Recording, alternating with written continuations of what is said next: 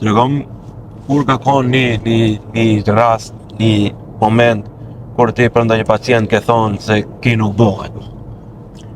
Mjekësi nuk bëhet, nuk ka.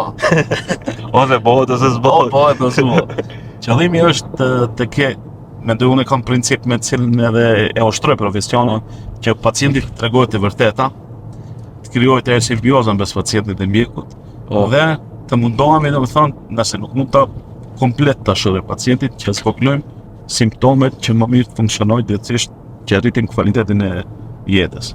Mjekësi nuk bëhet, nuk ka. Okej. Po ka një moment kur nuk bëhet. Ajo punë e sotit atë nuk e.